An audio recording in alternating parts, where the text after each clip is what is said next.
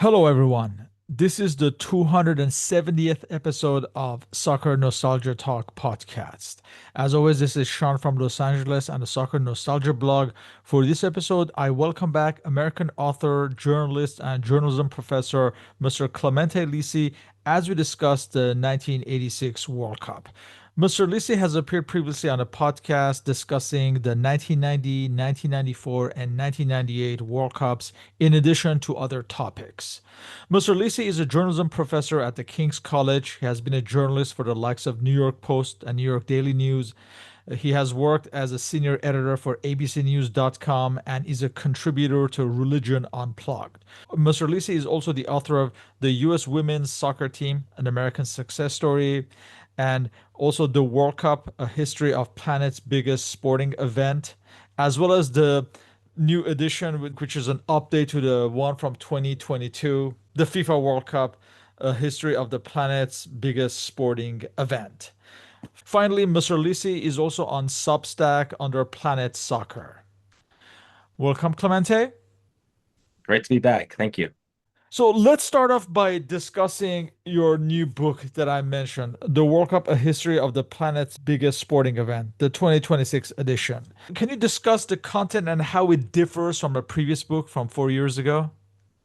Yeah, thank you. So yeah, publishers decided to take out another book or have another book because of the World Cup being hosted in North America this summer. So it would be a great opportunity to capitalize on that. As you know, there's a lot of soccer books out at the moment because of that, which is good for the sport. It expands that it includes what happened in Qatar, including the epic final between France and Argentina, which I attended, which, is all in the book and all the storylines around that. And finally, Messi's redemption. And then there is another chapter in addition to that, which is an update on how the U.S., how the North American bid was able to get the World Cup, all the last few years of the Infantino years as president of FIFA, and his relationship with Donald Trump, a little bit of the Club World Cup as a dress rehearsal to the summer, and a preview of the U.S., Canada, and Mexico teams for this summer. So there's a little bit of something new for people who got the last edition.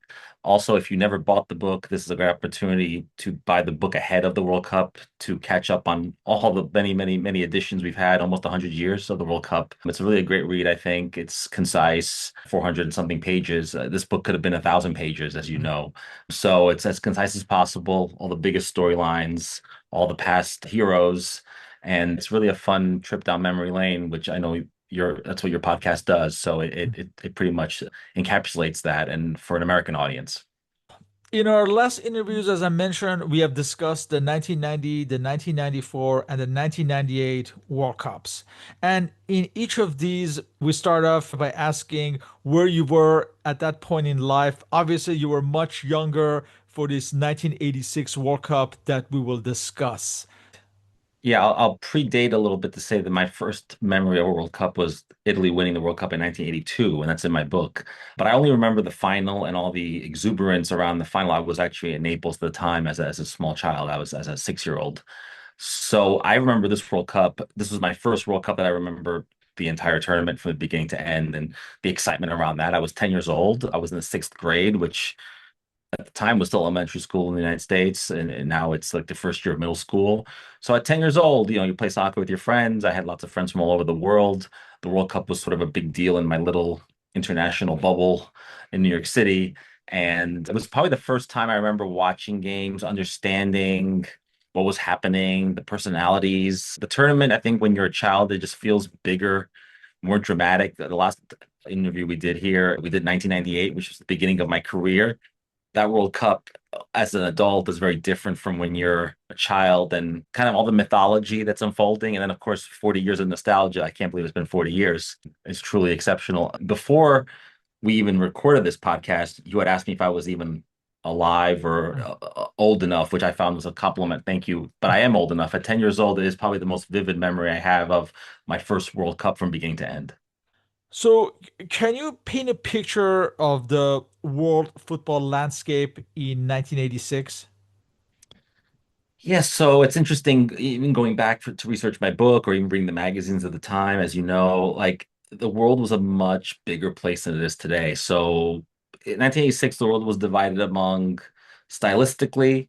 the different football that was being played and the politically what was happening. So South American nations were still associated with flair, individual brilliance, that kind of, Brazil, that was sort of what the South American game was about. Europe was more structure, discipline, very, very West German in that sense. I mention these because they were very distinct. Now Brazil plays like Europe and the Italians play like Brazilians. It's all mixed up today and it's much more global. You have the Eastern Bloc, highly technical but tactically rigid. The globalization that we talk about today just didn't hadn't happened yet. Domestic leagues were still defined by the players. If you look at Argentina's roster, for example, I think there's maybe two or three players that played abroad, and the rest of them are all domestic. If you look at Argentina's World Cup roster for the summer, you'll see there's probably no domestic players on it. So a very different 40 years, a very different landscape, but just more international exposure. Diego Maradona was the planet's best player. He hadn't done anything yet at the World Cup level. In 1982, that was his first World Cup. He had been red carded. So he hadn't done anything at the World Cup level. At this point, he already had moved from Barcelona to Napoli. And with him, there were other talents. I would say the biggest players at the time, were European. Michel Platini, Preben Elkier, Karl-Heinz Rummenigge. These were the established stars. They all played in Italy. So this was the beginning of Serie A becoming, I think, the big league that we associate with in the 1990s. It was already there, getting there. Also, a youngster named Enzo Schifo. He was just starting out. He would actually go on to be the best young player in Mexico that summer. So he was at the early stages of his career. Belgium was a very competitive nation at the time. So that was pretty much the landscape in terms of stylistically, politically, and so where all the big names were. This World Cup was taking place in Mexico only 16 years after the last memorable one in 1970. Younger fans will not remember that Colombia were originally supposed to host the event, and at some point, even the United States were close to host the event in case Colombia was unable to. Now, can you describe the situation and ultimately how Mexico was selected and its status under national team coach Bora Milutinovic, who would later manage the United States? Yeah, you're correct. Colombia was originally the host, but withdrew because of economic constraints. If you think back to that, that is an extraordinary move on the part of FIFA to take the tournament away from them. As you mentioned, there was a serious possibility the United States would get the tournament. They stepped in. They did not put together a real solid bid book, and the U.S. would then be awarded the 1994 World Cup 2 years later. So in hindsight, it's a fascinating thing to see the U.S. trying to get involved. Mexico stepped in again. You're correct. They became the first nation to host the tournament twice after 1970. That gave them automatic qualification. But that also meant that Bora Milutinovic had less time to shape a team, a long-term project. That's sort of the curse of being a host, is that you avoid the qualifiers, but then you don't have any real meaningful games to play for 3 years. Under Milutinovic, this is before he became the international miracle worker that we associate him with, because in 1990 he coached Costa Rica, in 94 the USA, and then so on, right?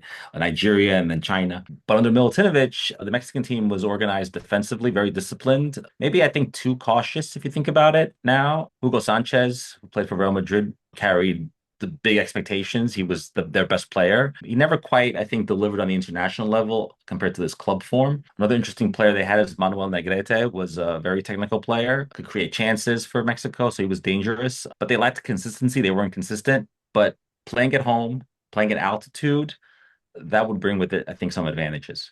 Yeah, as well as future national team manager Javier Aguirre, who actually managed multiple times the national team, if I'm not mistaken. Yes. And also, just as he would with the United States 8 years later, Mexico played a marathon of friendlies ahead of the World Cup to get prepared for the World Cup. Also, in the fall of 1985, there was an earthquake in Mexico. I don't remember, was there ever any worries that they may not be able to be ready because of that? Do you remember? Yeah, that was the irony that, Colombia lost it and then an earthquake crippled the Mexican infrastructure. The Mexican economy was depressed. There was talk of it at the time, but it was just too close to the tournament. The organizers made sure that the World Cup would be held. There was a lot of money pumped in by Televisa, which is the big Mexican television network. Joao Avalanche, who was the president at the time, had very good relations with Televisa president and the whole organization. So there was never a real risk. Of course, the United States was always there with the possibility, but no, there was never a real risk as far as my research shows that they were going to take the tournament away from them a year before the World Cup was to start. In all our previous podcasts, we have also discussed the state of the affairs in the United States. Well, the United States had not qualified at a time where the game was non existent and the NASL had just collapsed a year before. As far as television coverage, we can go back to our discussion we had regarding the 1990 World Cup as far as similarities. Can you paint a picture of this reality?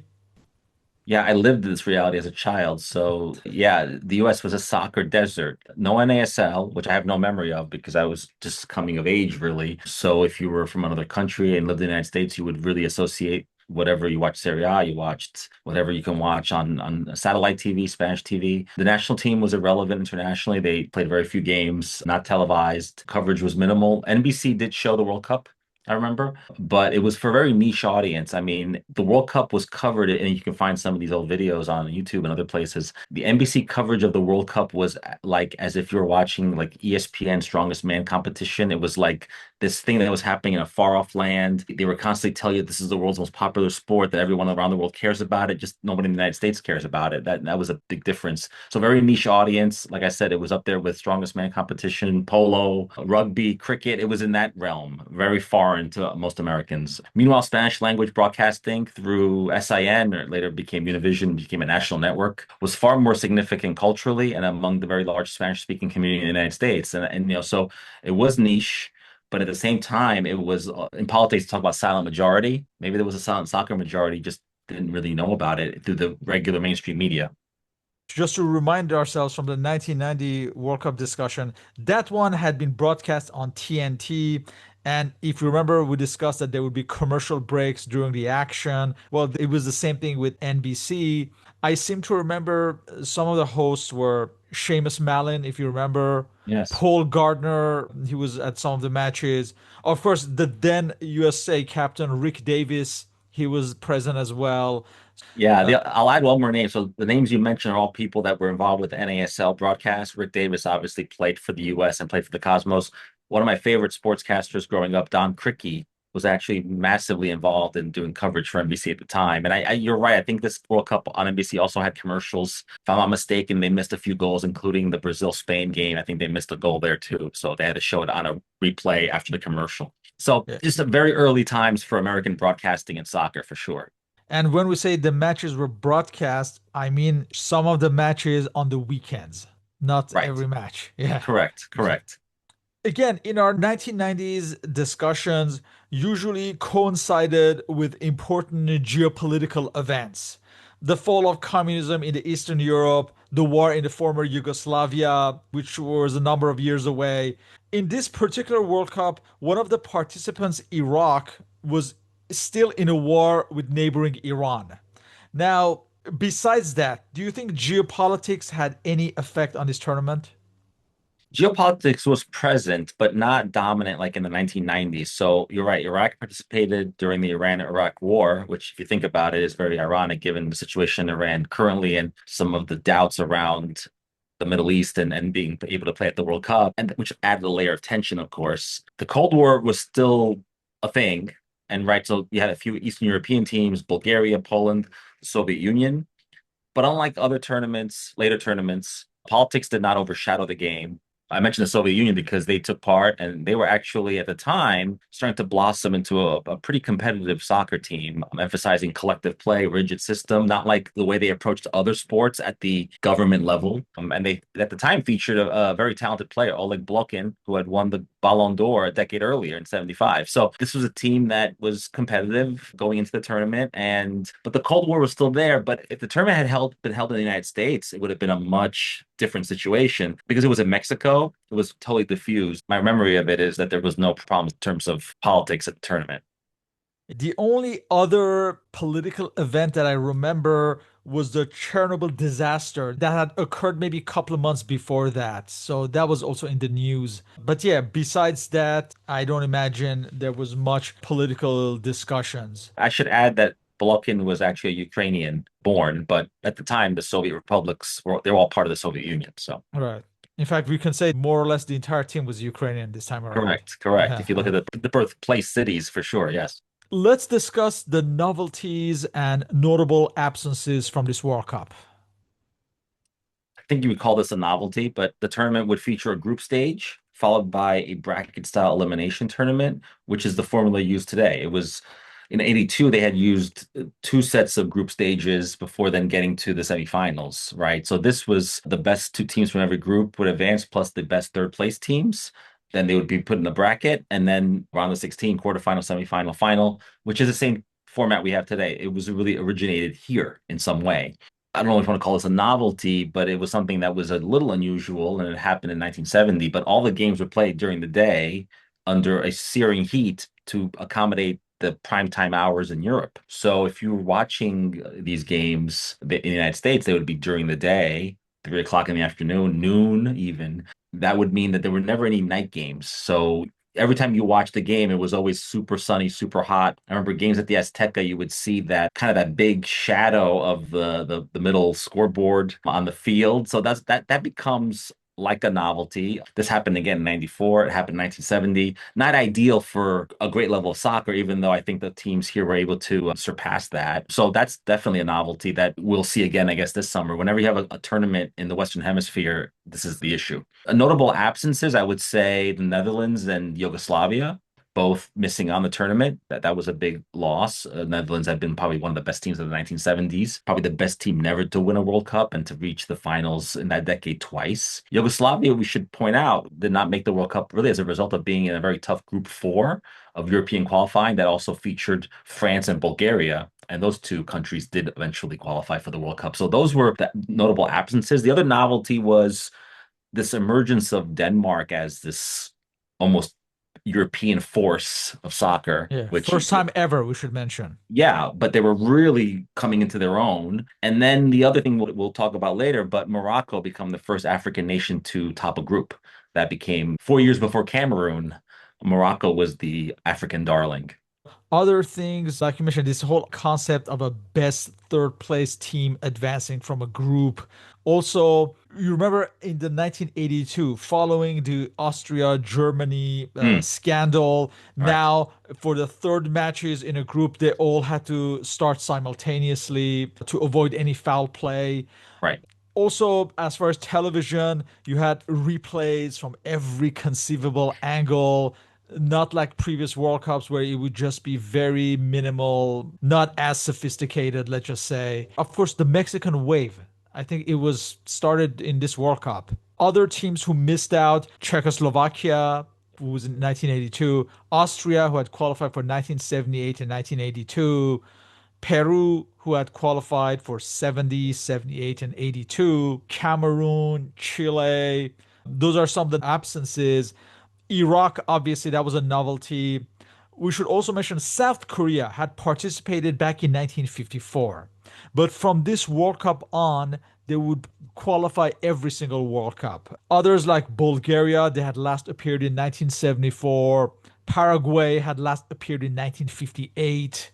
Uruguay had last appeared in 1974, which was a surprise given their pedigree. And Morocco, in fact, they had last appeared in 1970 in Mexico again. And Portugal, that was the first time in 20 years since Eusebio in 1966 that they had qualified. And of course, first time qualifiers Canada, representing North America. I will add to that yeah, I remember the insane angles at the time. They were insane. And I remember when they would show it from the reverse angle, there would be a flashing R in the corner to show that was from the other side, which at the time was a super big novelty. The thing about the Mexican wave, there was sort of a theory that it was basically invented by Mexicans in Los Angeles, and it was a big deal at games played here. But you know, a lot of Mexico games were played in Los Angeles. But the Mexican wave is something that we associate with this tournament for sure. At World Cup level, this was the first time I think we'd ever seen it. So yeah, a lot of interesting storylines and a lot of different things that today we take for granted as being part of the tournament, but they were really born here in many ways. Let's look at South Americans. You already touched upon Argentina. And in the end, this all started and ended with a certain Diego Maradona, a one man team if there ever was one. But we can't discount the supporting cast and a controversial manager, Carlos Bilardo, who was the antithesis of his predecessor, Cesar Luis Menotti. Well, there's many other narratives, but this tournament is inseparable from Diego Maradona. We did a whole podcast about him and the UEFA Cup with Napoli in 1989, but you can do the same thing with this tournament. It's all framed around Diego Maradona. Carlos Bilardo, you're right. He's definitely a character, and he would oftentimes, he had a lot of faith and confidence in Maradona. He really made him the team leader, the coach on the field. But Bilardo was very pragmatic, very defensive. Menotti was very flashy, very South American, very creative. So, yeah, I think in Argentina, that was people resented that. Of course, if you win and play ugly, it doesn't matter. But it took the time for the country to really embrace his style. But everything revolved around Maradona, right? So, by comparison, Menotti played a type of soccer that was very entertaining. Bilardo did not. So, the other controversial part of this is calling this a one-man team. I don't know that it's entirely fair, but it's not far off. So Maradona's performances, especially against England and Uruguay and Belgium later on, they remain unmatched. They are iconic. But he had alongside him two players who I argue remain underappreciated in Jorge Valdano and in Bruchaga. I think they're two very good players that I think are often forgotten by history. Jorge Valdano, a little bit reminds me of Hugo Sanchez, had a very good career in Europe, but the national team level sort of almost forgotten because if you watch highlights of Maradona's goals, it's almost as if he is a one-man team. He doesn't even need the other players around him. They're like people in a movie that don't have a talking role. They're just there, right? They don't say anything, they don't do anything. So that's entirely unfair in some ways, but it is reality. And even though teams would double mark Maradona, and that's where you had the other players are able to then create space for him and make him do what he needs to do. And that's sort of they're a supporting cast for a reason. I think Maradona, he trained with a personal trainer. I don't think he went to the training camps. Is this the beginning of his back pain? I don't remember. I think we may have Yeah, discussed this, but yeah, this is where he had a personal trainer. He had a personal doctor in Rome. So he was, which is better than what he did years later, which he didn't train at all. But at this time, he was training separately. But, there was never any tension in the locker room. I've spoken to some of the players in that team. And I mean, he was so above the average player that it was almost anything could happen. And Maradona was a very selfless person. So he played for the team. And, there's video of Maradona as a child when he says his dream is to play for Argentina at the World Cup. When everyone else's dream is to play for their favorite club, his dream is to play for the World Cup and for his country. We'll talk about, we mentioned politics. That comes later with England when they play in the quarterfinals.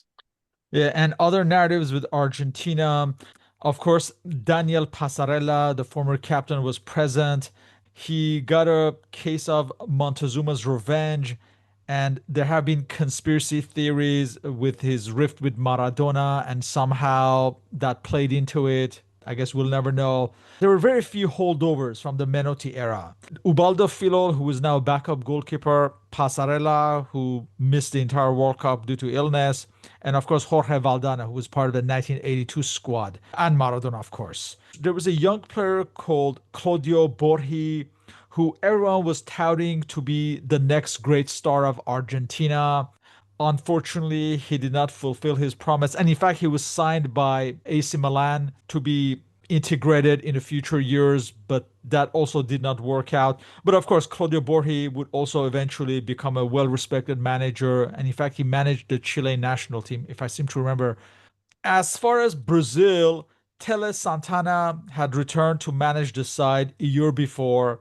The team included many of the 1982 stars like Zico, Junior, Edinho, Oscar, Socrates, and Falcao, but all were aging and not as effective, while the new generation was led by Careca, Branco, and Alemão, among others. Walter Casagrande of Corinthians was also being touted as a future star of this team, but also he did not fulfill his promise in this World Cup. So, what can you say about Brazil and the rest of the South Americans? Yeah, Brazil was caught between generations here. So they had Zico, Socrates, but they were aging. You mentioned Careca. He was the future, and he would come into his own later in the decade and in the 90s. Under Santana, they were still a beautiful, they played a beautiful game, but still less effective. Again, their chance to win it all had happened in 1982. But that failure, I think, conditioned them going forward. You mentioned Casagrande finally. I don't remember him at this tournament doing anything, but never living up to that potential. In my mind, he just lives on as a Panini figurine, Panini sticker with the Ascoli jersey with a big mane of hair and kind of then fizzled out and never to be heard from again. So, yeah, Brazil produces players like Now, crazy, although to but, be fair, you he know, did have a spell in the Serie A into the yeah, 90s. yes, yes, but like I said, I mentioned he played for Ascoli and a bunch of teams in Serie A that were not, as celebrated as the bigger teams. Having said all that, Brazil is always a favorite going into the tournament, and because it was in Mexico, 1970, Brazil's a pre-tournament favorite no matter what. So they were coming into this tournament as among the favorites for sure. You mentioned Paraguay; they had qualified for the first time in a very long time. I think no one expected much from them, so they were just happy to be here, I think. And then Uruguay, who was a two-time World Cup champion, of course, that was in the distant past, but they were led by the talismanic Enzo Francescoli, who is I think to this day remains one of the best Uruguayan players ever. They played an interesting type of soccer, I think closer aligned to what the way Argentina was playing at the time, too. Maybe a much more European type style, always aggressive, always tough to play against. And they would get out of their group, too, eventually. But yeah, the South Americans were pretty well represented, I have to say. And considering that they were playing in a climate that they were more acclimated to, they had an advantage, I think, the whole time, even though you'll see as the tournament progresses, it's really Argentina and a bunch of European teams that make up the bulk of the best teams of the tournament. Francescoli was seen as a future great star, and he was already on his way to Racing Club Paris in France. At this time, he was playing at River Plate that he would return to following his career in Europe. For Paraguay, they had the duo of Julio Cesar Romero. He had played at Cosmos, right, at some point, if That's I'm right. Yeah, that's right. and Cabanas as well. Yeah, and they had eliminated both Peru and Chile on their way to the World Cup. Now, let's discuss the Europeans. Defending champions Italy were still managed by Enzo Bearzot and still included much of the 1982 stars, as Bearzot was notoriously resistant to any changes. In the end, the likes of Paolo Rossi and Marco Tardelli were still in the squad but saw no action, as Bearzot chose to select players mostly from the 1985 Scudetto winners Verona, such as Antonio Di Gennaro and Giuseppe Galderizzi, with the veteran Alessandro Altobelli leading the attack. Put it bluntly, it was an aging side past its best. Yeah, I'll add that, yeah, aging conservative, a little bit reminded me of Germany in 94 to bring in the holdovers. They're 4 years older. In Paolo Rossi's case, he was the star of 82. He was told basically, you're not going to see any playing time, but we're going to take you anyway. So he was a non-factor, even though I remember as a child being very excited that he might play, and to see him play would have been pretty exciting. But yeah, this was a team that, and by the time the tournament was over, Berzot was done as national team manager, and the Italians, they were a non-factor here at this tournament. And as a defending champion, they luckily got out of their group. And you have a young Gianluca Vialli making some substitute appearances. Right. Walter Zenga is like the third goalkeeper. And of course, he would be the starter following the World Cup. You still have Giuseppe Bergomi, Maradona's teammate Salvatore Bagni, and future teammate Fernando De Napoli, who was a surprising starter as an Avellino player. We should mention that Roberto Mancini had been discarded since 1984. So potentially he could have been at this World Cup. But We can do a whole podcast on his exclusion, but oh, to, yes. to, to keep it short, he basically the U.S. He was broke the there. curfew. Yeah. He broke the curfew while they were in New York for a mini tournament here in New York, and he broke the curfew. And Berzot, he got back to the hotel like early morning hours, and Berzot was in the lobby. Which I picture this image almost like a parent waiting for their teenager to come home, and he said to him, "You will never play for the national team again." And Berzot was a man of his word, and Mancini never played again. Mancini would barely play in the future. He would then go on to manage Italy to the Euros in 2021. So it's an interesting footnote. The 1982 finalists, West Germany, were now managed by former legend Franz Beckenbauer. And like Brazil, many of the 1982 stars were present but aging, such as Karl-Heinz Rummenigge, Felix Magath, Hans-Peter Briegel, Karl-Heinz Forster, Harald Schumacher in goal, who actually would be one of the better players of Germany in this World Cup. There were still young players from 1982 like Pierre Litbarski and Lothar Matthäus. But as far as Matthäus, he was a few years away from becoming the undisputed star of the team and the German legend that he would become. Rudi Völler was the main striker, and he had just come back from a long injury absence. And in fact, he was injured by national team teammate Bayern Munich's Klaus Augenthaler. While the young Olaf Thon was seen as a hope for the future and was taking along in that aim. Fair to say that they were not looked upon as favorites due to the age and the side. I agree. I'll add only that if the Brazilians are always pre-tournament favorites, the West Germans or now Germany, present day Germany, never count them out, right? So Germany, West Germany at the time, pragmatic, but rebuilding under Franz Beckenbauer. So you mentioned a lot of aging players, but Mateus, Rudi Fuller, these were players that then would emerge in 1990 for a team that would end up winning the World Cup. So yeah, they're unlike Brazil, who was I think caught flat-footed between generations. West Germany was, I think, able to slowly rebuild while playing at a tournament at this level. So interesting. And then they would obviously reach the final, but like I said, never count them out. And of course, still no Bernd Schuster, who was still boycotting the national team and would never return. England were somewhat in the doldrums domestically due to the Heysel disaster and Bradford fire a year before, and had been banned from the clubs, had been banned from European competitions due to years of hooliganism. As far as the national team, the team looks solid with Bobby Robson in charge, with his namesake and captain Brian Robson leading the side, though still, as always, injury prone. There were many veterans like Peter Shilton, Terry Butcher, Ray Wilkins, Glenn Hoddle, among others. Gary Lineker was the new goal scoring star, while much was expected of Mark Haitley, who was in the Italian Serie A with AC Milan. Yeah, I'll add that the emerging talent here was Gary Lineker. It's interesting at the time some of the best English players are playing in Italy. Mark Hatley was, a lot of potential around him because I was Italian American. That was a name I would hear a lot because of the connection to AC Milan. But again, England always goes in also as one of the favorites, but always disappoints. That would happen here too. But just interesting because I think they, like West Germany, would then really blossom in 90.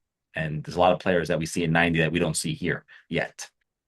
Let's discuss the European champions, France, led by the great Michel Platini, and 1982 World Cup and 1984 Euros veterans like Alain Giresse, Jean Tigana, Manuel Amoros, Maxime Bossis, and Patrick Battiston, among others. They were favored, but in the end, it looked like they had peaked in 1984 with the players at the right age.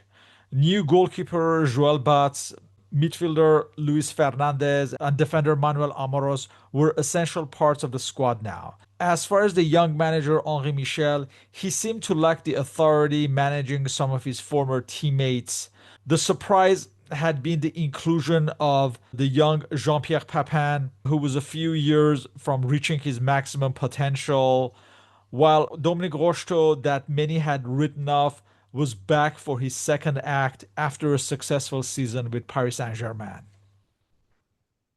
Yeah, the French, I think, were stronger than I think a lot of people gave them credit for at the time. When you're the European champion, you always come in as, I think, one of the World Cup favorites, even though the Euros is a very different tournament than than the World Cup. I think they had a very talented team. I think many players were past their peak. I think Michel Platini at this point could be the world's best player, right? I do think that this is a moment where Maradona Triple dethrones Ballon him. d'Or winner, we should say. Yeah, right. And at the time, the Ballon d'Or was only open to European players, but nonetheless, Maradona probably would have won one of those in between. But anyways, yeah, Platini was, I think, the world's best player.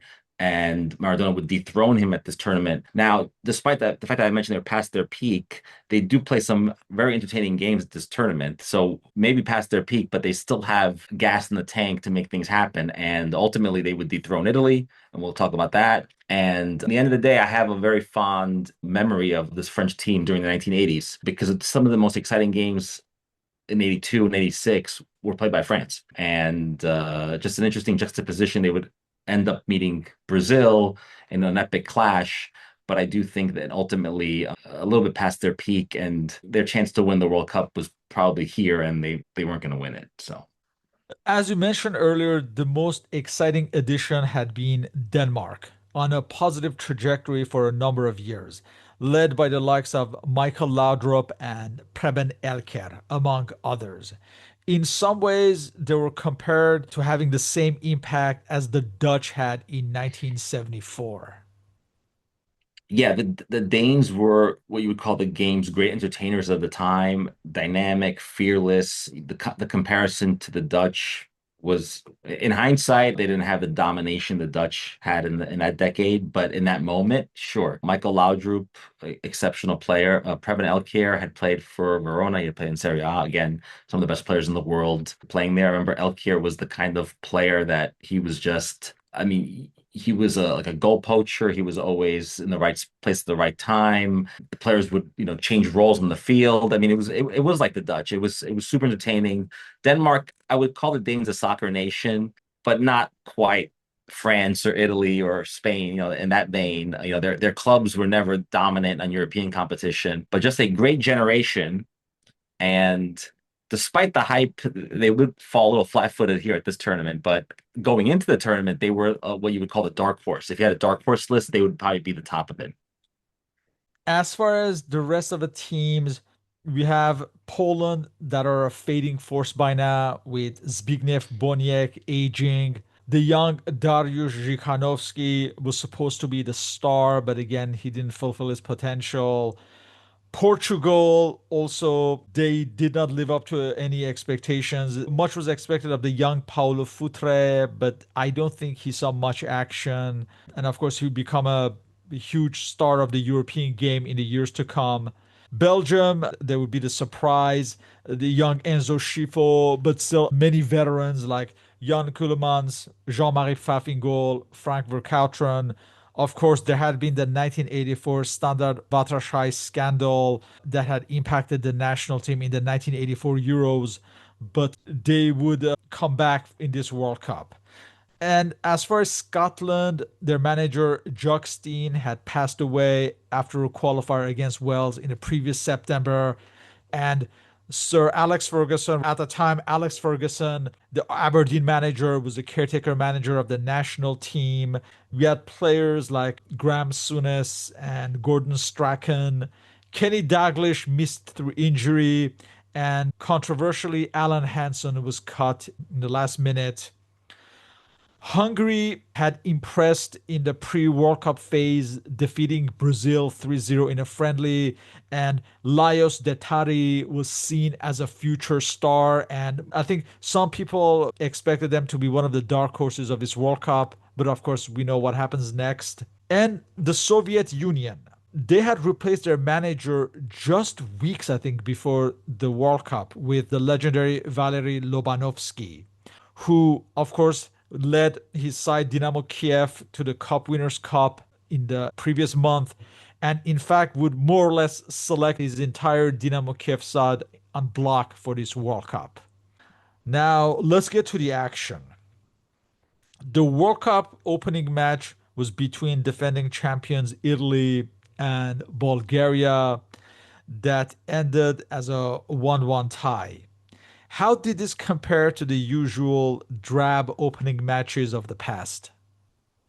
So you're correct. Historically, opening matches, like often a final, can be have a reputation for being cautious, intense, low on excitement. I wouldn't call this game a thriller, and I actually remember watching it. I think this was one of the games that were played on the weekend that was live on NBC. But I don't recall it being terrible. The Italians, they were actually committed to playing an attacking game, which was pretty novel for the Italians at the time. But Bulgaria, I remember scoring with 5 minutes left, pretty much deflated them. And doing my research, Graham Jones, the noted Los Angeles Times soccer writer, wrote his game report this way. Quote, it was difficult to tell here Saturday night which was the far more depressed team, which was more depressed, the Mexican economy, the Italian national soccer team. And that's true because I remember being very deflated because a 1-1 in the first game is never, winning is ideal in your opener. And for the defending champions, it was not ideal. But because you had this novelty of the third place team, the best third place teams getting out, it was a bit of a lifeline for the Italians who were very famous for starting slow at the tournament. Let's start with the hosts group, Group B. Mexico were in this group with Belgium, Paraguay, and Iraq. Much was expected of Hugo Sanchez, who disappointed despite scoring against Belgium, but he missed a penalty kick against Paraguay. In the end, Paraguay advanced and Belgium just barely made it as a third place team. Just advancing for Mexico was seen as a positive, while Belgium started slowly, and at this point, no one could have imagined the rest of their World Cup. Yeah, Group B really was a study in contrast. So Mexico actually met expectations in the group stage.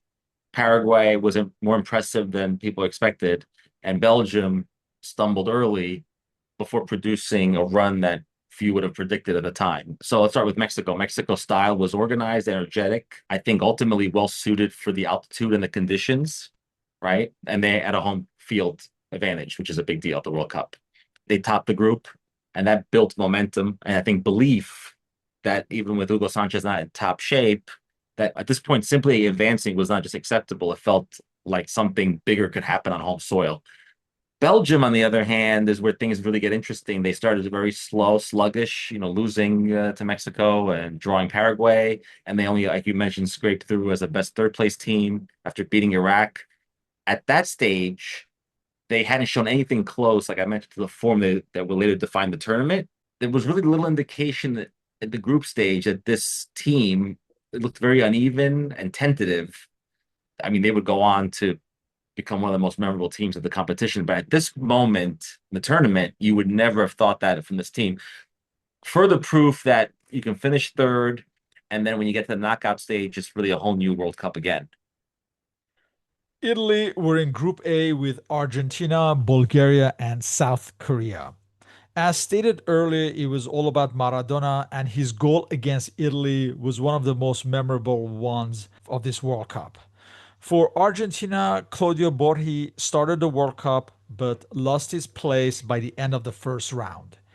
Italy went through but were disappointing, and winless Bulgaria advanced as a best third place team. Again, Argentina started somewhat slow but were building up, while the writing was on the wall for Italy. Yeah, this group is less about surprises and more, in hindsight, if you look at it, is more a gradual shift in power from Italy defending champion to then who would be the eventual champion, Argentina.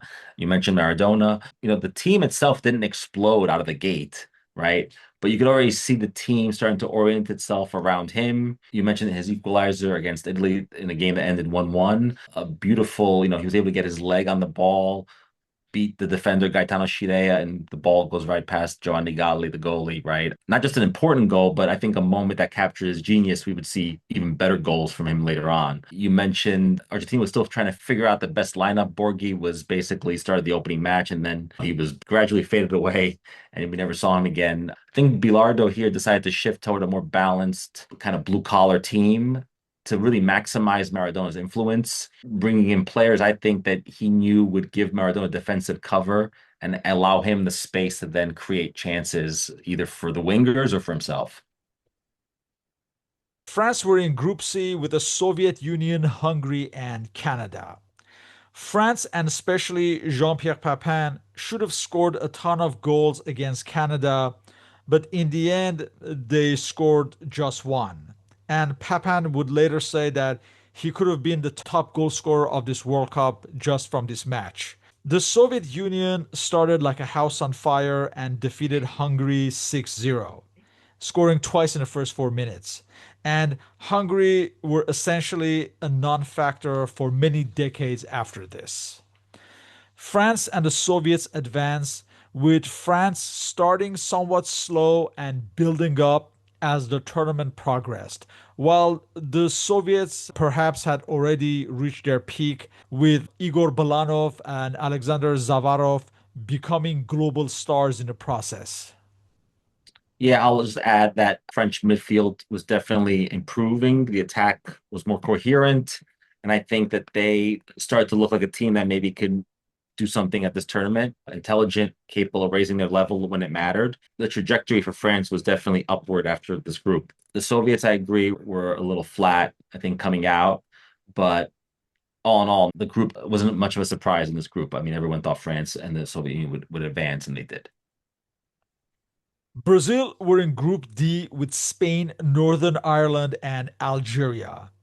Brazil won all its matches, though the first match against Spain was controversial as Michel's goal was disallowed. If you remember, his shot struck the bar and it fell behind the line, but this is pre-VAR era and the goal was not called.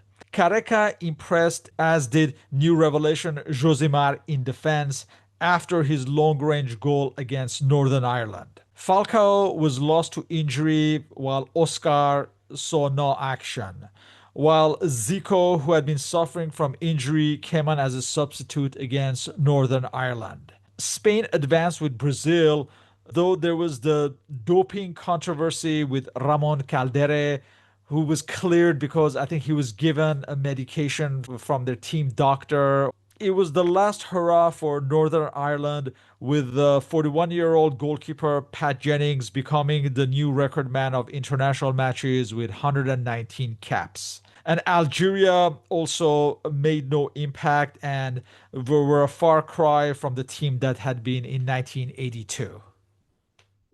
Yeah, I'll just add that Brazil, like you mentioned, won all their games, and Careca was really extraordinary, I thought, in the group stage. And Brazil, I think, really, by the time the group stage comes to an end, Brazil is always among the favorites, but catapulted almost to the front of the line. So, because they looked very dynamic, fun to watch, a lot of flair, a lot of, the typical Brazilian game that people were excited about. I mean, and then the Mexican crowd really took to that. You mentioned the controversy. Yeah, no VAR at the time, no goal line technology. So that would come decades later. That was the kind of thing that would cast a shadow, I think, on the game. And Spain, at this point in Spain's history, very big underachievers, considering that Real Madrid was a European force in the 1980s. The fact that that would never translate to national team level is interesting, and it would take another generation or two before Spain was competitive.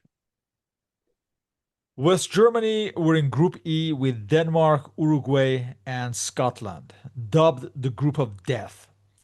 Denmark were simply unstoppable, with Uruguay flattering to deceive, and in the end were criticized for disciplinary reasons and only advanced as one of the third place teams. West Germany advanced despite showing average form, while Scotland were once again disappointing and were eliminated. Yeah, so this was the group of death. At the time, you could have a real group of death, because with only 24 teams at a tournament, the groups were less balanced as we see today. So these four teams were considered the toughest, meaning that any one of them could get out of the group, even though I think in hindsight, did anyone think Scotland would win the group? Maybe not. But in the end, I think the group was about different trajectories. Denmark, one of the pre-tournament dark horses, maybe peaking too early, and the West Germans maybe holding something in reserve for a later run through the knockout stages. So just an interesting dynamic here between the four teams in this group. And after Denmark defeated Uruguay 6-1, everyone was just proclaiming them as champions or Right.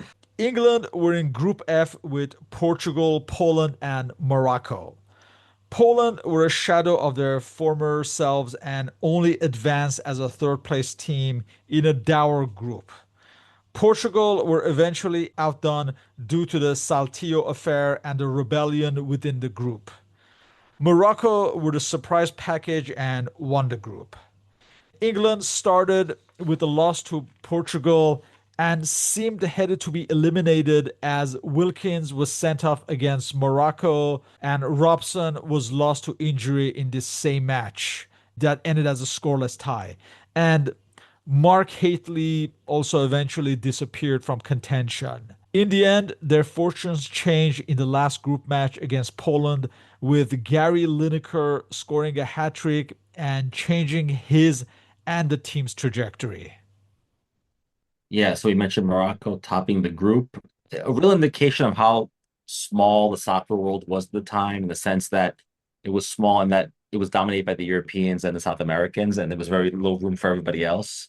But by winning the group, Morocco became the first African country to do so, and only the second nation from outside of Europe and the Americas after North Korea in 1966 to reach the second round. So that's an extraordinary figure. And you're right about England. Gary Lineker's hat trick really explodes.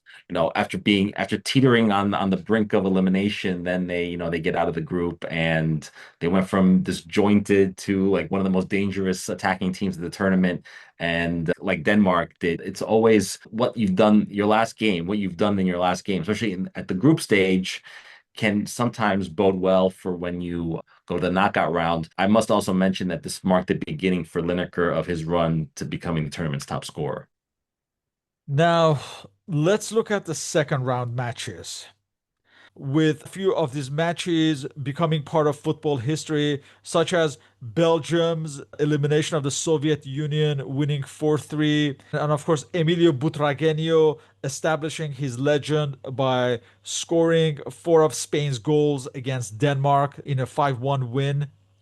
France eliminated a disappointing Italy 2-0, ending the Beerzoth era, while Argentina also eliminated Uruguay in a all South American affair in a match that Maradona regards as his one of his best ever matches, though he did not score.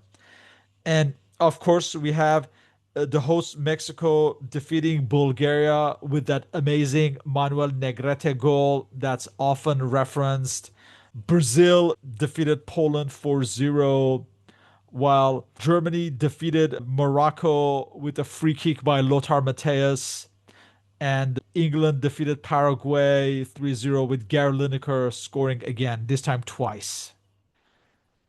Yeah, so if you strip down this round to its essence, I think the most important thing isn't just the results that you mentioned, but it's the balance of power, the balance that beginning to shift. So Belgium beating the Soviet Union 4-3 in extra time, one of the most exciting games of this tournament, and there were many. Equally exciting was the Bujargueño explosion, 4 goals in a total demolition of Denmark that, Denmark had looked unstoppable up until now, and then they were suddenly exposed when it mattered. France's 2-0 win, pretty easy against Italy, that at that point effectively ended the Beerzoth era, and whatever remnants of the 1982 team that was there would disappear. Italy would rebuild with their under 21 team. Azzurro Vicini would become the coach, and by 1990 they would be among the favorites as hosts. And then you mentioned Argentina's 1-0 win against Uruguay. Interesting that Maradona would later describe this as his best performance because, if not for the goals, but for the total control that they had over Uruguay.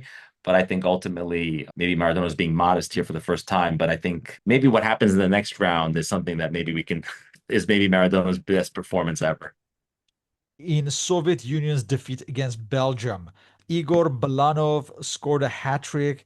And I think this was the first time since 1938 when a player who had scored at least a hat trick but still ended up in the losing side. And of course, the previous player was the Polish Ernst Wilimowski in the 1938 World Cup when he scored 4 goals against Brazil, but Poland was ultimately eliminated. So this was a novelty of sorts. We come to the quarterfinals.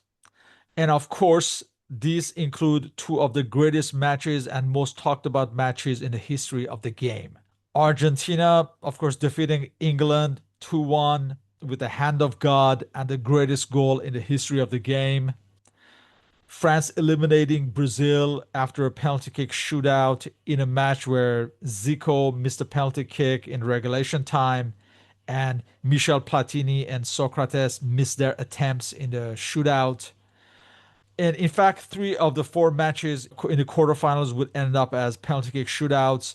West Germany and the host Mexico ended scoreless, and West Germany defeating the hosts in a penalty kick shootout, while Spain and Belgium also ended as a 1-1 draw, and Belgium won on a penalty kick shootout. So I'll say I think this round of 16 is probably one of the best rounds ever played at a World Cup. So what can we say about Maradona and Argentina's 2-1 win against England at the Azteca? So this match transcended sport. It's something that's part of cultural history. It's part of Argentine history. It has a political overtone because of the Falklands War, Malvinas, that had happened a couple of years earlier. There had been some pregame talk about how this was a chance for Argentina to avenge it. Of course, all the players denied this. We all know that this was a big motivator for them. In the end, what does Maradona do? He produces two of the most famous moments in soccer history. First is the hand of God goal, where he punched the ball into the net, and an act of deception that, again, another VAR incident today. That with VAR that wouldn't happen. Interesting footnote to that goal. Carlos Bilardo had told the players, "Do not celebrate your goals because there's so much heat and so much fatigue that even celebrating a goal, this exertion is not good." In soccer, there's such few goals that when someone scores a goal, there's so much excitement around it. But what did Maradona do? He puts the ball on the goal with his hand, and then he starts to run and celebrate, and he starts to call his teammates like, come on over, hug me, let's make it." And the referees fell for it, of course, because he didn't want to give the impression that he had done something deceitful, right? So in a lot of ways, that is the English hate that. The Argentines celebrate that as part of the game, as part of the South American deception that is baked into the sport. What happens after that? The opposite, right? The goal of the century, a breathtaking solo run. He runs past five English players, beats Peter Shilton, and scores the greatest goal ever. And I always tell people, if you're having a really, really bad day, just watch that goal on Mhm. YouTube, and you'll either smile or cry or whatever. But Gary Lineker said afterwards that after seeing that goal, he almost felt like he should have applauded. He didn't do that, of course. But when Maradona died in 2020, he said that was the only time in his career that he felt like he should just applaud an opponent for doing something. So it says a lot about what that goal is. And those two goals, I think, are a contrast of the man himself. So just interesting, very interesting storyline, subtext to that whole game and those two goals, and really truly a magical moment, I think, for the sport. France, Brazil as well. The whole podcast just Sure. discussing that match. Uh, Yes, yes. let's discuss the semifinals. One of them was a rematch of the 1982 edition with West Germany, once again facing France. But this was a tired France who had exerted so much in their match against Brazil, and they lost 2-0, even though potentially they were a much better team than West Germany at this point. While Argentina was once again the star of the show and scored another brilliant solo goal in the 2-0 win against Belgium. Yeah, you're right about physically and mentally exhausted. We're talking about France, so there really was no chance. This game was much less physical than the 1982 clash, of course, with West Germany. I agree, France, the better team. France could have been a finalist, but just given how drained they had arrived at this game, especially after going to penalty shootout with Brazil, there was really little chance of them to be able to preserve themselves physically, especially under the heat. I agree. The second semifinal belonged entirely to Argentina. Once again, Maradona, brilliant performance, big win over Belgium. Belgium, a non-factor. This game was less chaotic than the quarterfinal against England, but I think arguably just as authoritative in terms of control. Maradona talks about control against Uruguay. This game was also a lot of control. At this point, though, I do think that Argentina are overwhelming favorites going into the final. There's a third place match. France, using many of its younger players, given a rest to its stars, would defeat a tired Belgium 4-2 after extra time. Again, like most third place matches, this is not memorable despite its high score. But what's important to note is that for players like Platini and Alain Giresse who missed this match, this would be their last World Cup appearances. Two legends of the game, as well as others like Maxime Bossis and Battiston, also their last World Cups, and Dominic Rocheteau, we should add, for the French. though some of the younger players would emerge like Jean-Pierre Papin, Jean-Marc Ferrari, Philippe Vercruysse. So this was really the future French national team in this match. But I doubt if many people remember this match. No, I mean, third place matches at the World Cup are almost meaningless, but you're right about the next generation getting a chance to have other players play this game is often a glimpse into the future, but these games don't mean anything. And, the Euros do it right. They don't have a third place game, but the World Cup insists on doing so. So, So we come to the final between Argentina and West Germany. It would be a very exciting match, but it was written in the stars that Maradona had to win. yeah, I mean, I think so. If West Germany had won this game, it would have been a very interesting career trajectory for Maradona. Like, would we put him in the same ethos that we do today? But you mentioned Argentina struck first, took a 2-0 lead, and appeared to be in full control of the game, like they had been in the previous games. Their attacking transitions were sharp. Maradona was heavily marked. By Yeah, Lothar by Matthäus, by, yeah. by Lothar Matthäus, and but dictated tempo, drawing defenders, creating space, and this is where I think the supporting cast of Argentina matters because they really shine here. At this stage, like I said, it looked as though the narrative was aligning.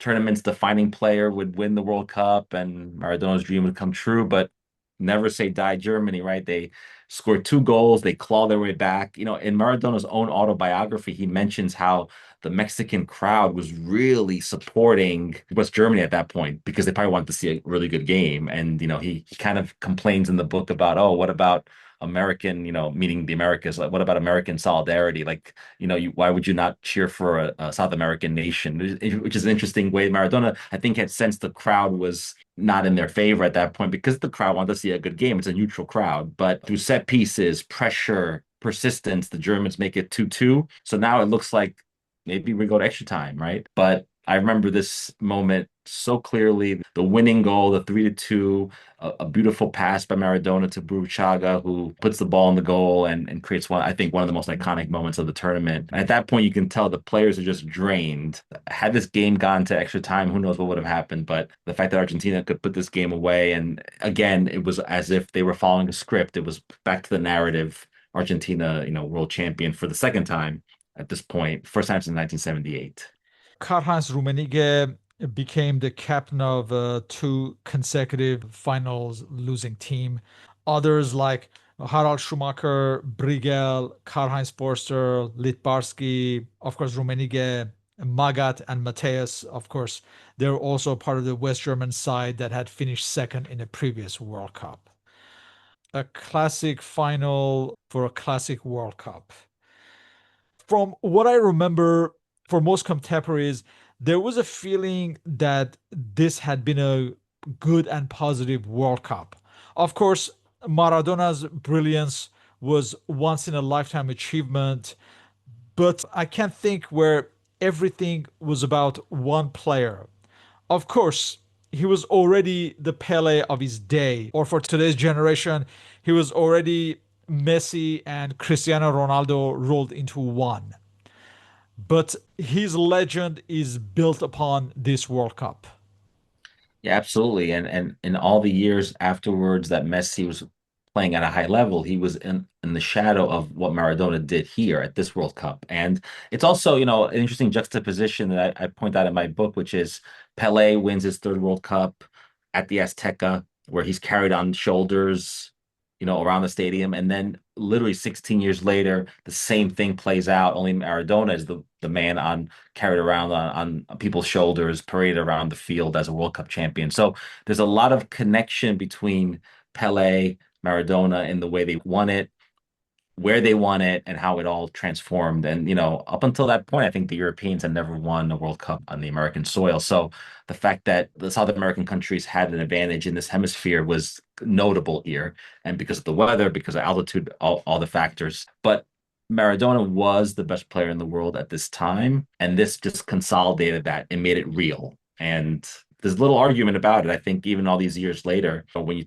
think about this tournament, Mexico 86, really only one name really comes up. It's Maradona. People say he single-handedly won this World Cup, and that may never happen again, especially given how big the World Cup has gotten in the last few editions. It would be literally impossible to do what he did here. Yeah, and of course, it was a redemption story as well that you Right. mentioned previously. And Sure. I remember sometime later, I remember Paul Gardner that we mentioned earlier. Yeah. He said that if you put Maradona in a West German shirt, it would be in West Germany who would be champions. Right. Let's discuss the negatives. Who were the disappointments? I think if you rank the three disappointments, I would rank Italy, a defending champion. Didn't come in with any expectation of winning the title again, but I think a disappointment because of the pedigree, the defending champion. Going out in the second round is poor.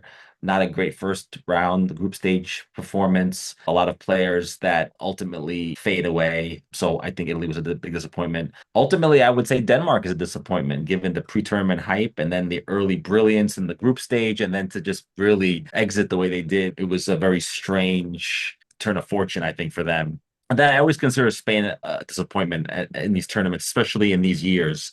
Just inconsistent, ultimately, despite having so many talented players, names that we still remember today from those great Real Madrid teams of the 80s. So I would say Spain is a big disappointment. So these are my three big disappointments for the tournament. Some of these I already mentioned. Of course, for Brazil, you have the likes of Zico, Socrates, they're aging, Falcao is injured, while Casagrande did not live up to the hype. There are many stars from 1980, and not just Brazil. There were many stars from 1982 that were shadows of their former selves. That these include players for West Germany, of course, Brazil, Italy, and France. As far as Northern Ireland, this was the end of an era. While the 1982 squad had been a revelation, by now they were running out of gas, many of the same players. Casagrande, Borhi, Mark Haitley, Enzo Francescoli. All these players were supposed to be stars of this World Cup, but none of them lived up to the expectations. For Denmark, you have Jesper Olsen's error against Spain, and that gave an expression in Denmark, the so-called Rigtig Jesper Olsen, which means real life. I think it means like a real life Jesper Olsen. When anyone in any context makes an error, they say it's a Rigtig Jesper Olsen. Like so, that's become part of the Danish lexicon. Hugo Sanchez of Mexico, he was supposed to be the star for the hosts. He did not live up. Portugal, there was a controversy with the 8 rebels who were ultimately suspended. Afterwards, the other 14 players, in solidarity, they declared themselves non-selectable. So Portugal would go a few years stagnating because of this scandal. France, like I said, Michel Platini and Gires, while they may have been effective, they certainly were not as good as they were, let's say, in the 1984 Euros. They are showing signs of age. I think Gires was like 34, if I'm not mistaken, and Platini would retire the following year. Well, as far as Jean-Pierre Papin, I think the World Cup had come a little too early for him, but unfortunately, he would not have another opportunity while he was in his prime. For Hungary, Lajos Detari was supposed to be the star, and for Poland, Dariusz Zhikanowski was supposed to be the star. Neither lived up to expectations. For Spain, the defender Antonio Maceda, he was injured, and that spelled the end of his career. And a few years later, he would have to retire due to this injury. The Germans, many aging stars. In fact, I remember Soccer America magazine stated that Hans-Peter Briegel had been the greatest disappointment of this World Cup. There had been the controversy with substitute goalkeeper Uli Stein, who was sent home after a dispute. Now, let's shift gears. Who were the revelations? Yeah, the revelations, quite a few. So we mentioned Belgium and Enzo Schifo. I think he was named the best young player of the tournament. I think he had a very good career after that. And Belgium, I think, overachieved at this tournament. So for sure, revelation, no doubt.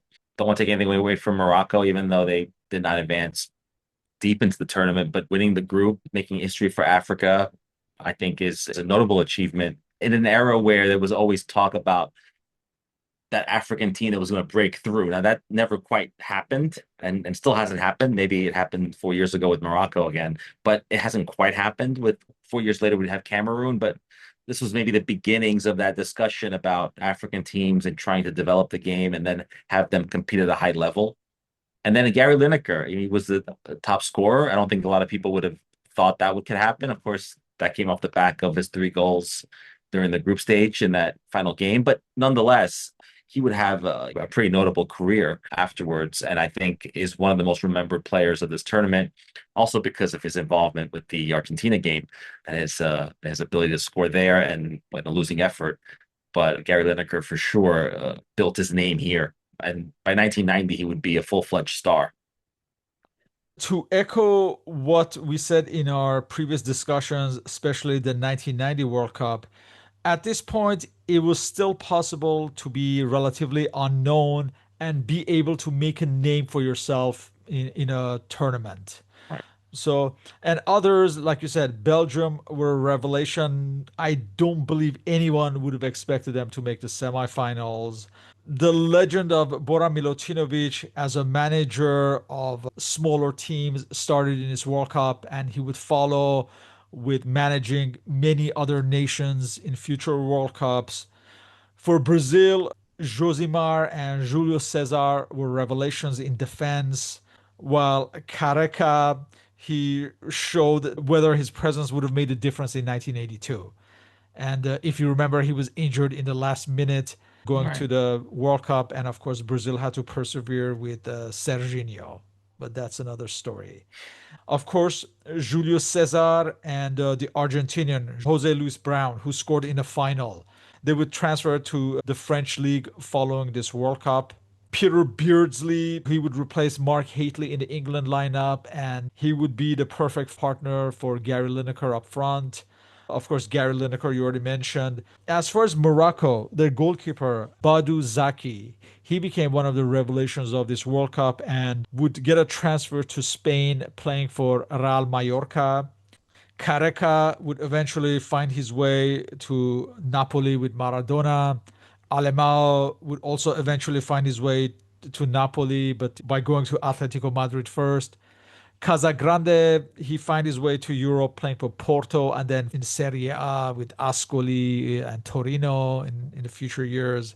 The Brazilian defender Branco, he earned a transfer to Brescia in the Serie A, while Miller, another one of the strikers for Brazil, would eventually find his way to Torino in a couple of years. For the Argentines, Neri Pumpido, Oscar Ruggeri, they would earn transfers to Europe in the following years. Also, the Paraguayan Cabanas, he also found his way to the French league. The Mexican Manuel Negrete, who scored that incredible goal against Bulgaria, he joined Sporting Club Portugal, but he would only stay one season, if I'm not mistaken. While for the Soviet Union, the likes of Belanov, Zavarov, Vasily Rats, they became new stars of the world game, like most of their Dynamo Kiev teammates. Even though you said Denmark were disappointing, I think a lot of people would say the opposite. I think they would say that this is where the whole Danish dynamite legend was born in this World Cup. So maybe it's a mixed bag with Denmark. And of course, for France, Manuel Amoros in defense, Joel Batz. The younger players stood out, Joel Batz, Luis Fernandez, while the veteran Dominic Oshto signed off his international career on a positive note. For West Germany, Franz Beckenbauer, he said that it was a great achievement to reach a final with such an average side. While finally, with Spain, Emilio Butragueño and Michel establishing themselves as international stars in this World Cup. Let's discuss the FIFA post World Cup team of the tournament and any reservations you might have. As goalkeeper, it's Jean-Marie Pfaff of Belgium. As far as defenders, is the Brazilians Josimar and Julio Cesar and Francis Manuel Amoros. In midfield, we have Belgium's Jan Keulemans, a Frenchman Jean Tigana, and Michel Platini, and of course Diego Maradona. While up front is Denmark's Preben Elkjær and Spain's Emilio Butragueño and England's Gary Lineker. Well, you know how much I love these all tournament teams that they put together at the end. But look, strong overall, of course. Some debatable omissions, perhaps more Argentine players, but maybe that talks about the power that Maradona had and how people often consider him a single-handedly winning the World Cup. But I would say Neri Pumpido in goal, for Argentina, he never made Yeah, a I was mistake. very Yeah, surprised about Pfaff's selection because he right. conceded 15 goals, I think. Yeah, I mean, Pumbila never made a mistake at this tournament, so that should be considered. And then maybe the only other omission, if you want, is Jorge Valdano. I think one of the most elegant strikers to ever play the game. Maybe they could have been room for him, but I think because Elkier had such a great tournament, so that Budagueño, it was very difficult to find space for him. So an overabundance of goals here, an overabundance of talented strikers. So all in all, I think a good team, but I think Pumpido would be the only big omission. So we have to discuss the kits. Which ones stood out? So if I have to rank top three, I would say Denmark's Hummel design. I Oh, yeah, think the half and that's half, of course. yeah, Yeah. yeah, and I think that's sort of that's the kind of 80s nostalgia people like. Then you had the France classic blue or Brazil in the classic yellow, but just a very classical look that never ages. And then maybe in the third place, the Mexican Adidas green. I like that. And then there is that very strange one-off kit that Argentina wore against England. They wore the blue, but it wasn't actually the Le Coq Sportif. It was some other brand, off brand that they bought because the real jerseys were too thick and for the heat, and there was no way around it. And they actually went out and bought these kits like from a store in Mexico City, and then they actually had women sew on the patches. And the one Maradona wore was sold at auction for lots of money. But if you notice close up, the silver lettering on the back was very unusual. But it's a kind of urban legend, but it's a real story that you almost can never get away with today. But it was the kind of thing that they got away with there, and kind of iconic because of the story. From viewing it, you would not know a difference from far away. But I like the backstory of that jersey. And getting back to the Denmark half and half, did you know originally the shorts were also supposed to be half and half?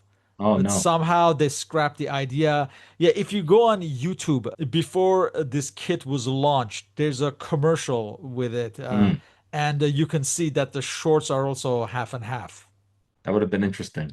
Yeah, you already mentioned this, but just like 1970 and 1994, the matches were played in scorching midday heat to accommodate European television. Did that make a difference on the spectacle, you think? Yeah, I think it mattered. The matches were slower, more tactical. Teams like Mexico and West Germany, I think were holding back to be able to hold on. But it also added drama. I think the fatigue created unpredictability, like the France-Brazil game and things like that. So, I mean, but ultimately, I do think these midday games hurt the World Cup, not benefit. I think here, the players were so extraordinary, so many wonderful athletes here that I think it didn't matter. But I think the heat, altitude, those things that definitely don't help. But in this case, it didn't really impact, I think, the level of play. But it did in the group stage, I think. But later on, the knockouts, I think it became almost a non-factor, even though I do think some teams just couldn't not handle it. What was the aftermath for some of the nations? Well, Maradona becomes global icon. I mean, if there was any doubt before, there is zero doubt now, and he becomes an icon in an era of pre-social media. We've spoken about that many times. When someone is able to break through into the popular culture at a time when newspapers and television was the only way to get your message out, I do think that creates something that is unique. France is on a decline, and it would show in the next two World Cups, and then they would build a whole new generation after that. England, they're always in a rebuild, I feel, but with some optimism, I think, considering that Gary Lineker is this emerging talent that I think is for real. And then Denmark mixed bag, but I think they gain credibility as a dominant footballing nation, and we do see in '92 they do win the Euros. So not many years later. So that was the aftermath. And then the tournament would then alternate. At the time, tournaments were alternating between Europe and Latin America for the most part. So the tournament would come back to Europe, and Italy would host in 1990, and that would be a whole different kind of tournament, a more European one, of course. But that was a little bit of the aftermath. But the game was in a good place, I feel. I feel like maybe we look upon it with nostalgia, but I do think the 80s and then the early 90s was a pre-commercial time for the sport. And I do think, but with slowly with globalization comes more commercial opportunities. I think by the 90s, we are totally in that world. But this is still a kind of an innocent, if you will, time, I think, for the World Cup in a place where it was not quite the business it is today. Carlos Bilardo's 3-5-2 tactic became in vogue in the next few years. For Italy, it was the end of the Bearzot era, soon to be replaced by Azeglio Vicini. So a lot of those players, Rossi, Tardelli, Scirea, Bruno Conti, that would be the end of their era. Same with France, we mentioned a lot of aging players. And of course, they would go in a decline for a number of years because they were not adequately replaced. The Soviet Union used this backbone to reach the 1988 Euro finals, while the likes of Hungary and Poland would go into decade-long declines. Brazil, it was the end of the Tele Santana era and many of the aging stars. Same with Northern Ireland, they went into decline for many decades. West Germany would be preparing for the 1988 Euros as hosts with Olaf Thon as their leading player. But the likes of Brigel, Magat, Rummenigge, all those players were no longer with the team. Very few of these managers would still be around by 1990. We have Bilardo, Beckenbauer, Lobanovsky, and Bobby Robson, while Billy Bingham of Northern Ireland stayed in charge of Northern Ireland until 1993. Others like Alex Ferguson left his post, and of course, in a few months, he would become the manager of Manchester United. Portugal, they would go into decline until the rise of the golden generation. As you mentioned, these are somewhat more innocent times. We discussed this in our discussions in the previous World Cup. How significant was this World Cup in terms of marketing compared to future World Cups?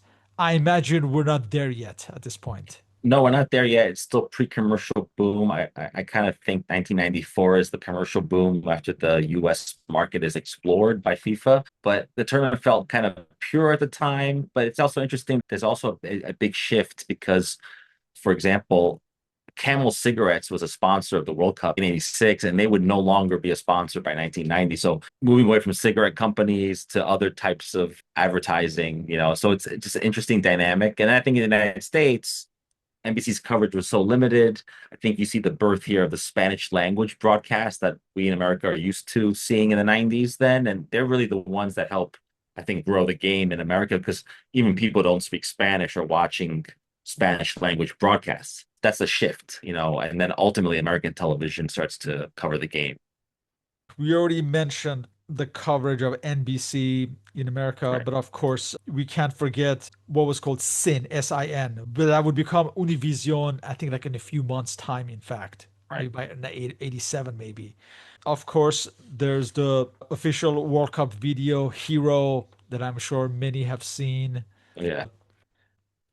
In our 1990 discussion, we raised the fact that Italian 90 has taken a mythical status despite contemporaries being disappointed by it. But again, to echo what I said earlier, I have to say for 1986, I don't ever remember such reservations then or since. Overall, everyone had positive memories. What are your thoughts on that? Yeah, absolutely. I think the Gen X nostalgia around 1990 is, and I'm a victim of that too. So, but it's really misplaced. I mean, if you think about it, 1990 is like the bad sequel to 86. 86 is the defining tournament. If someone said, "Can you cook up in a lab an amazing World Cup?" This is what they would create. 80, what happened in 86. It's interesting. I think this generation was maybe young, too young here. Like I was 10, and by the time you're 14, you have you're older, I have more appreciation for the game, and maybe that's where the nostalgia is. But I do think that this was loved immediately, and rightfully so. I mean, the games were amazing, the standout players were extraordinary. It's just 86 ranks, I think, way above 1990, even though I think in the collective mindset, it is not seen that way, which is sort of a disappointment. We were both either new teens at this point or pre-teens. Looking back, do you feel you watched it with a different pair of eyes that you would in a few years' time? Yeah, a few years later, you'd watch for those storylines and the tactics.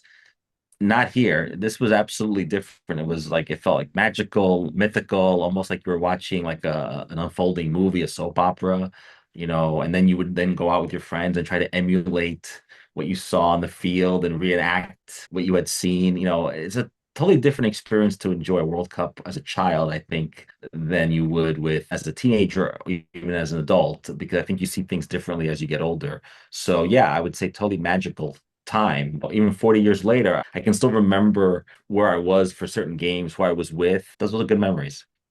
As you did in 1990 and 1994, did you visit Italy this time as well following the World Cup?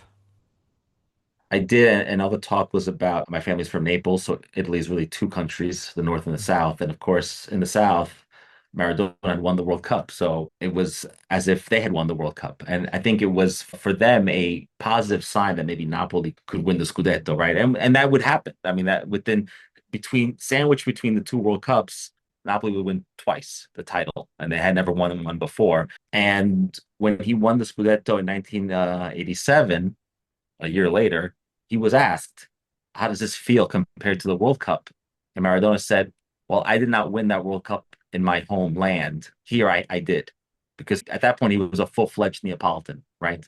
So the talk there was all about Napoli, the future, how great Maradona was, and how Napoli, which was not a powerful club, had the best player in the world playing for them. And they knew that going into the tournament, and now it was a for sure thing. And I remember walking around Naples and all the street vendors were selling the knockoff Argentina jerseys with the number 10 on it because that was the only one that mattered.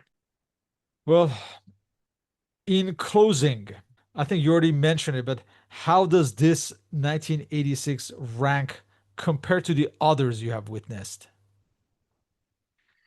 Compared to the others I've witnessed, I think 86 ranks maybe equal or better than 94. So a high level. And I think maybe all time, I would rank it maybe number two. I think number one all time is 1970. So interestingly enough, the two World Cups that are considered one of the best or some of the best both happen in Mexico for some reason. So very high rank, very high. I mean, this was an enjoyable tournament. And to this day, I find myself watching clips of it. And I will say, when I wrote my book, I didn't not write my book chronologically. It appears chronologically, obviously, from 1930 to 2022, but it did not was not written that way. And one of the first chapters I decided to write about and research was 86 because it was one of my favorite. With that, I would like to thank you for your participation in this interview. All our contact information and the links to your book, again, The World Cup, a history of the planet's biggest sporting event, is listed on the blog and podcast uploads, as well as your Substack link and other relevant links. So, Clemente, thank you once again, and hope to continue these discussions on soccer history. Thank you.